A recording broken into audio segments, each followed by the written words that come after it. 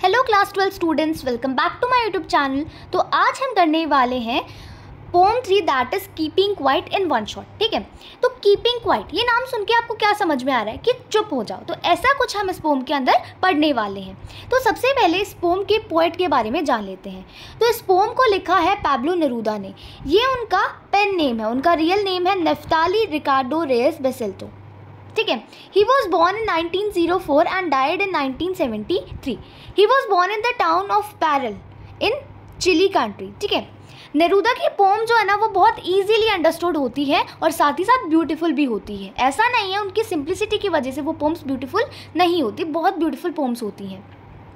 उन्होंने Nobel prize जीता था लिटरेचर के लिए 1971 में। और उनकी जो ये पोम है इसके अंदर हम समझने वाले हैं कि क्वाइट इंट्रोस्पेक्शन की क्या ज़रूरत होती है, क्यों ह्यूमन बीइंग्स को म्यूचुअल अंडरस्टैंडिंग क्रिएट करनी चाहिए। तो मैं एक बार आपको इस पोम की थीम बता देती हूँ। तो इस पोम में हम पढ़ने वाले हैं सेल्फ इंट्रोस्पेक्शन के बारे में, यानी कि हमें सेल्फ इंट्रोस्पेक्शन यानी कि आत्मनिरीक्षण करना चाहिए चुप होकर। उससे हमें क्या पता चलेगा कि हमारी क्या क्या खामियां हैं, हम क्या क्या कर रहे हैं, हम रियलाइज़ करेंगे हमारी डूइंग्स को। ठीक है, तो सेल्फ इंट्रोस्पेक्शन का मतलब होता है सेल्फ रियलाइजेशन। साथ ही साथ इस पोम के अंदर Pablo Neruda brotherhood, peace, integrity, unity जैसे आइडियाज़ को प्रमोट करते हैं। तो देखो, what does the title of the poem suggest to you. Title क्या है पोम का? Keeping quiet. तो कीपिंग क्वाइट से क्या पता चल रहा है कि सारे चुप हो जाओ। What do you think about the pome? क्या लगता है आपको पोम किस बारे में है? तो इस पोम के अंदर हम देखेंगे कि कैसे जो पोएट है वो हमें चुप होने के लिए कह रहे हैं। चुप का मतलब ये नहीं है कि कुछ भी मत करो, चुपचाप आराम से बैठ जाओ। चुप का मतलब है कि चुप होके थोड़ी देर बैठो और रियलाइज़ करो कि तुम क्या कर रहे हो, वर्ल्ड में क्या चल रहा है। तो वो बोल रहे हैं। तो चलिए पोम से स्टार्ट करते हैं। Now we will count to 12 and we will all keep still. अब पोएट कह रहे हैं कि हम 12 तक गिनेंगे और सब चुप हो जाएंगे। ठीक है, सारे स्टिल बैठ जाएंगे, आराम से सीधे बैठ जाएंगे। ठीक है, तो ये बोलते हैं। अब उन्होंने 12 क्यों कहा है? तो 12 कहने के उनके बहुत सारे मतलब हो सकते हैं।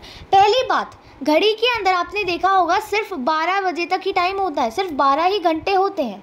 ठीक है, तो हो सकता है इस वजह से उन्होंने बोला हो। साथ ही साथ सिर्फ 12 ही महीने होते हैं एक साल के अंदर, ये रीज़न हो सकता है। और तीसरा रीज़न क्या हो सकता है कि कीपिंग क्वाइट, इस टाइटल के अंदर भी सिर्फ 12 ही वर्ड्स हैं। ठीक है, you can count also keeping quiet. तो हो सकता है इन तीनों में से कोई रीज़न रहा होगा। तो ये क्वेश्चन आ सकता है कि पोएट ने क्यों सिर्फ 12 तक गिनने के लिए कहा है। समझ में आया? आगे देखते हैं। For once of the face of the earth, let's not speak in any language। अब क्या कह रहे हैं पोएट कि एक बार के लिए हम कोई लैंग्वेज नहीं बोलते हैं, यानी कि तुम सभी चुप हो जाओ, आराम से स्टिल बैठ जाओ। एक बार के लिए हम सब किसी भी लैंग्वेज का यूज़ नहीं करते हैं, चुप हो जाते हैं। ठीक है, अब यहाँ पर एनी लैंग्वेज से क्या मतलब है कि हम सभी ह्यूमंस जो हैं, हम सभी अलग अलग कंट्रीज़ में रहते हैं, अलग अलग लैंग्वेज का यूज़ करते हैं। तो क्या मतलब है इनका कि 1 मिनट के लिए, कुछ टाइम के लिए चुप हो जाओ और कोई भी लैंग्वेज का इस्तेमाल मत करो। हम सबकी सेम लैंग्वेज हो जाएगी, क्या? साइलेंस। ठीक है, let's stop for 1 second. 1 second के लिए रुक जाते हैं और अपने आर्म्स को मूव नहीं करते। आर्म्स मूव करने का क्या मतलब है कि अपने हाथों को नहीं हिलाते, कुछ एक्टिविटी नहीं करते, कोई मूवमेंट मत शो करो। It would be an exotic movement. Exotic का क्या मतलब होता है? स्ट्रेंज। अगर हम आराम से बैठ जाएंगे, पूरी वर्ल्ड बहुत शांत हो जाएगी, हम कोई भी भाषा का इस्तेमाल नहीं करेंगे, कोई भी एक्टिविटी नहीं करेंगे, अपने आर्म्स मूव नहीं करेंगे, तो ये बहुत स्ट्रेंज मूवमेंट होगा, है ना? बहुत स्ट्रेंज मोमेंट होगा ये पूरे वर्ल्ड के लिए। Without rush, without engines. इस टाइम पे कोई रश नहीं होगा, कोई भीड़ नहीं होगी, कोई जल्दी नहीं होगी किसी की, कोई इंजन नहीं होगा। इंजन का क्या मतलब है? कोई मशीन वर्क नहीं करेगी, कोई शिप नहीं चलेगी, कोई बस नहीं चलेगी, कोई इंजन नहीं काम करेगा। क्यों? क्योंकि सभी ह्यूमंस आराम से स्टिल हो जाएंगे। We would all be together in such sudden strangeness. ठीक है, इसमें क्या होगा कि हम सभी लोग इकट्ठे हो जाएंगे एक सडन स्ट्रेंजनेस में। सडन स्ट्रेंजनेस का क्या मतलब है? एकदम से हम सब चुप हो जाएंगे, स्टिल हो जाएंगे, तो एक स्ट्रेंज बात है। और इसके अंदर हम टुगेदर आ जाएंगे। क्यों? देखो, हम सभी वर्ल्ड के अंदर अलग अलग जगह रहते हैं, अलग अलग लैंग्वेज का यूज़ करते हैं। हमारे बीच बैरियर्स हैं, लैंग्वेज बैरियर्स हम कह सकते हैं, आइडियोलॉजिकल बैरियर्स हम कह सकते हैं। लेकिन इस मोमेंट में क्या होगा? हम सब इकट्ठे हो जाएंगे क्योंकि हम सभी साइलेंस में है, साइलेंट है, ठीक है। तो हम सभी टुगेदर आ जाएंगे सडन स्ट्रेंजनेस के अंदर।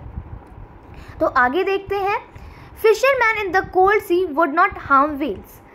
अब इसका क्या मतलब है? जो फिशरमैन है, फिशरमैन का क्या मतलब होता है? जो मछली पकड़ते हैं, वो 1 मिनट के लिए क्या करेंगे, ठंडे समुद्र से जो है व्हेल्स को हार्म करना बंद कर देंगे।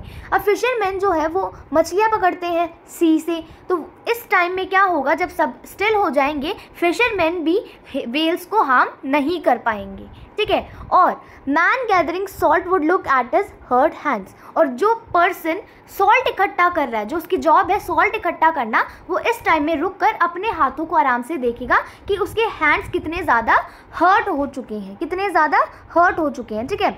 तो उन्होंने क्यों बोला है ये कि तुम सभी चुप हो जाओ, सेल्फ इंट्रोस्पेक्ट करो, क्योंकि वो ह्यूमन बींग्स को रियलाइज़ करवाना चाहते हैं कि हम कितनी ज़्यादा गलतियां करते हैं, हम कुछ पाने के चक्कर में कितनी चीज़ों को हर्ट करते हैं, ठीक है। फिशरमैन व्हेल्स को हार्म करता है, और जो सोल्ट गैदर करता है वो पर्सन अपने हैंड्स को हर्ट करता है। तो पैब्लो नेरूदा कहना चाहते हैं कि तुम इस टाइम में रुको, सेल्फ इंट्रोस्पेक्शन यानी कि सारी चीज़ों को रियलाइज़ करो, ठीक है। आगे देखते हैं, Those who prepare green wars with gas, wars with fire। क्या मतलब है इसका वो हम समझ लेते हैं। देखो, ग्रीन वॉर्स का क्या मतलब होता है, डिफॉरेस्टेशन या फिर वॉर विद नेचर। कुछ लोग क्या करते हैं, पेड़ काटते हैं, पेड़ काट के जो है अपनी बिल्डिंग्स बनाते हैं, घर बनाते हैं, धीरे धीरे।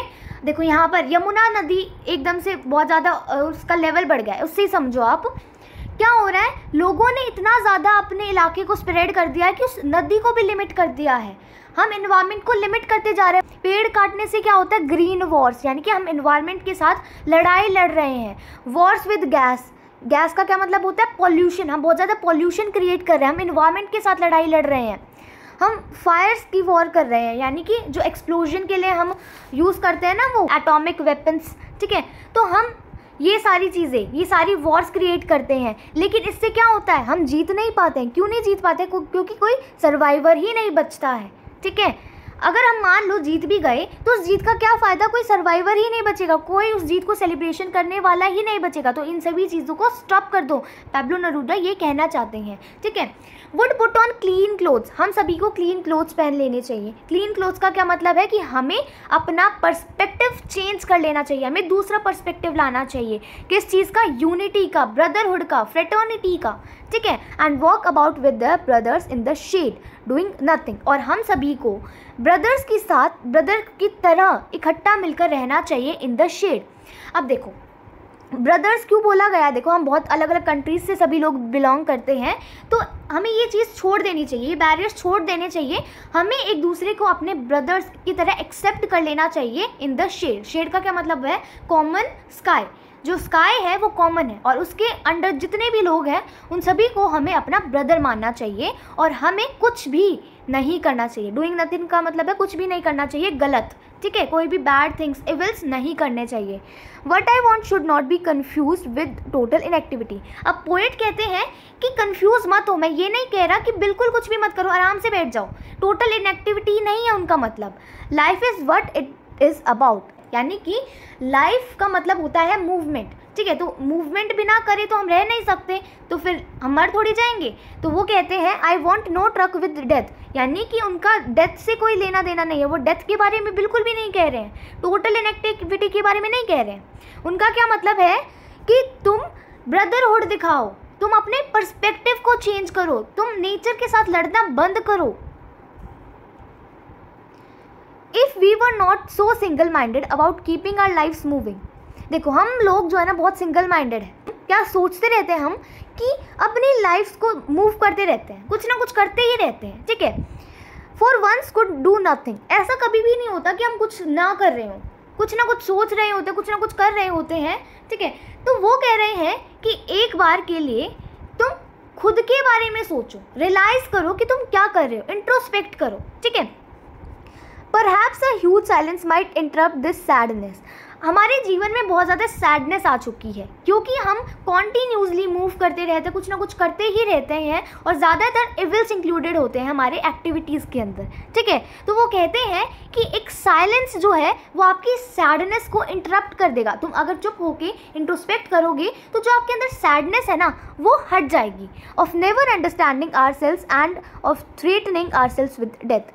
हमारे अंदर क्या प्रॉब्लम है कि हम सैड रहते हैं, हम अपने आप को कभी भी समझ नहीं पाते हैं और हम अपनी डेथ से डरते रहते हैं, ठीक है, और जिसके चक्कर में हम दूसरों को नुकसान पहुंचाते हैं। तो वो कहते हैं कि तुम रियलाइज़ करो कि तुम क्या कर रहे हो, कैसे तुम दूसरों की लाइफ्स को अफेक्ट कर रहे हो, कैसे तुम नेचर को अफेक्ट कर रहे हो।